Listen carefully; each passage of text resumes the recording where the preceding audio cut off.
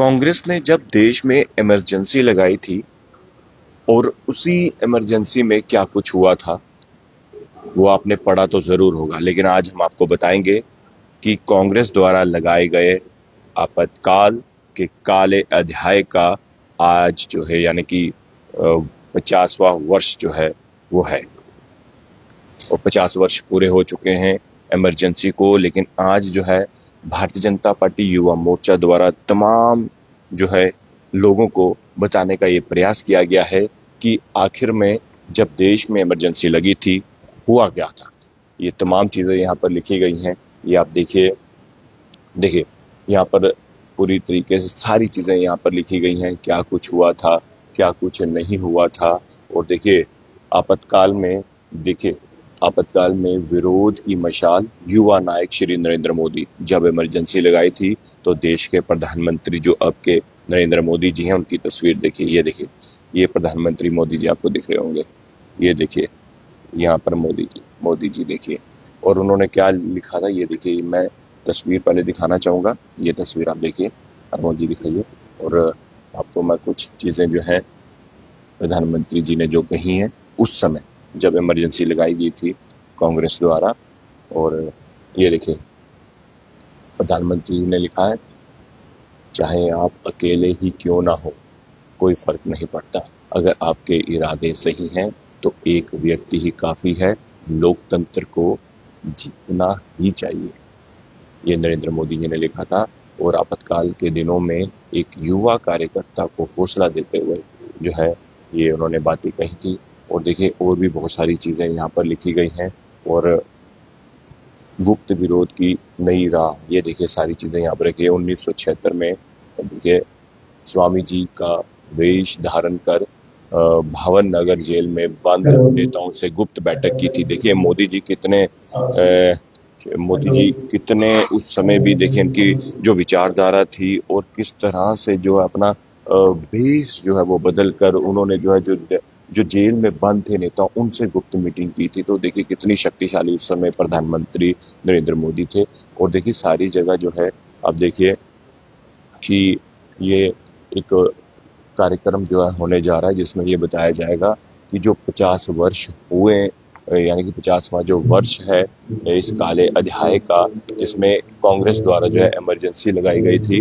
और उस इमरजेंसी को लेकर जो है आज सारी चीजें जो है बताई जाएंगी कि कांग्रेस ने जो अत्याचार किए थे, कांग्रेस ने जो अत्याचार वो अत्याचार पर क्या कुछ हुआ था।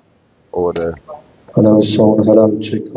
अभी ये कार्यक्रम जो है शुरू होगा और हम आपको बताएंगे कि इमरजेंसी के दौरान क्या क्या कुछ हुआ था, किन नेताओं को जो है जेल में बंद किया गया था और किन नेताओं पर अत्याचार हुआ था।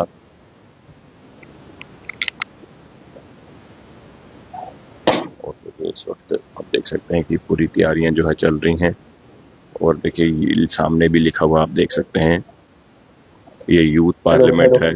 और ये बताया गया है कि कांग्रेस द्वारा लगाए गए आपातकाल के काले अध्याय का 50वां वर्ष है ये।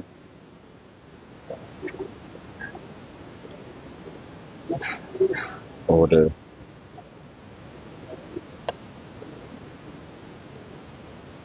देखिए उस समय हमारे देश के जो अभी के प्रधानमंत्री नरेंद्र मोदी हैं वो उस समय युवा नेता थे और उन्होंने इस पर जो है किस तरह से विरोध किया था, किस तरह से वेश बदल कर नेताओं को जिन नेताओं को कांग्रेस ने जेल में बंद कर दिया था उनको मिलने गए थे अपना वेश बदल के।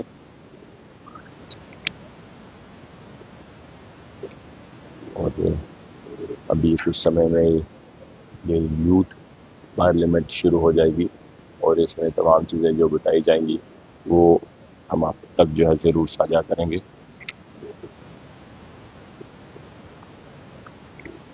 और देखिए भारतीय जनता पार्टी युवा मोर्चा के जो प्रधान हैं वो भी यहाँ पहुंचे हैं। लेकिन आपको क्या लगता है कि इमरजेंसी को लेकर, क्योंकि जब इमरजेंसी लगी थी कहा जाता है कि कांग्रेस ने बहुत ही अत्याचार जो है वो किए थे।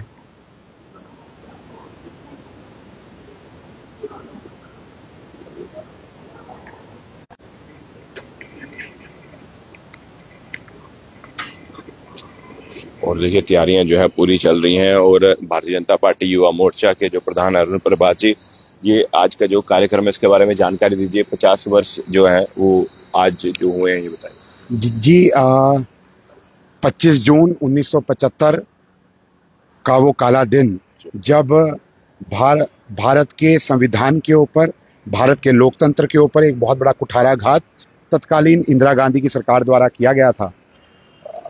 कहते हैं कि बुरे समय को याद नहीं करना चाहिए, परंतु कभी कभार आवश्यकता पड़ जाती है और सामाजिक जीवन में इसीलिए आवश्यकता होती है कि वो जो बुरा किया गया या हुआ उसकी पुनरावृत्ति या उसकी रेपिटिशन ना हो। इसीलिए आज हमने 50 साल जो इमरजेंसी लगे हुए हैं, तो उसके ऊपर आज यूथ पार्लियामेंट रखा है, जिसके अंदर अलग अलग जिलों से, अलग अलग एरियाज का रिप्रेजेंटेशन, कॉलेज यूनिवर्सिटीज से यंगस्टर आकर के पार्टिसिपेट कर रहा है। रूलिंग ऑपोजिशन बनी है और यहाँ पर आप देखेंगे तल्ख बहस भी होगी और इमरजेंसी के उन काले पन्नों को याद किया जाएगा और उसकी रेपिटिशन ना हो उसके लिए एक रेजोल्यूशन पास किया जाएगा। तो आप देखिए, वो जो काले दिन जब या इतिहास के पन्नों में पढ़ते हैं तो हमको जानकारी मिलती है 1 लाख से ज्यादा बंदी बनाए गए लोग, राजनीतिक और सामाजिक कार्यकर्ता, और कई लोगों की नसबंदी की गई। पूरी मीडिया को सेंसर किया गया। हाई कोर्ट और सुप्रीम कोर्ट की पावर्स को कर्टेल किया गया। लोकतंत्र की हत्या की गई 42nd अमेंडमेंट ला करके, और 1 साल अपना संसद का समय बढ़ाया गया।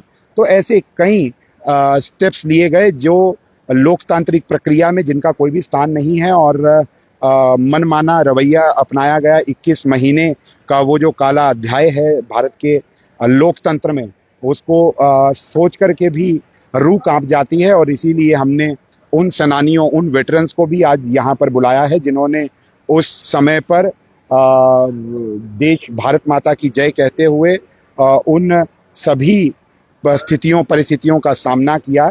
और हमने उन सभी को भी बुलाया है और उनको भी फेसिलिटेट किया जाएगा, फेलिसिटेट किया जाएगा यहाँ पर हमारे सीनियर लीडर्स द्वारा, और उनके भी अनुभव जो नौजवानों के साथ साझा होंगे तो उनको भी जानकारी मिलेगी कि किस तरीके से यहाँ पर लोकतंत्र की हत्या 1975 में, आज से 50 वर्ष पूर्व की गई। चलिए शुक्रिया जी। तो देखिए अरुण प्रभात से बातचीत कर रहे थे और देखिए आज जो है इमरजेंसी को लेकर जो है अब एक यूथ पार्लियामेंट जो है यहाँ पर लगाई गई है। अब आपको क्या लगता है इस इमरजेंसी को लेकर, अपनी राय जरूर कमेंट बॉक्स में रखिएगा। देखते रहिए जेके मीडिया। धन्यवाद।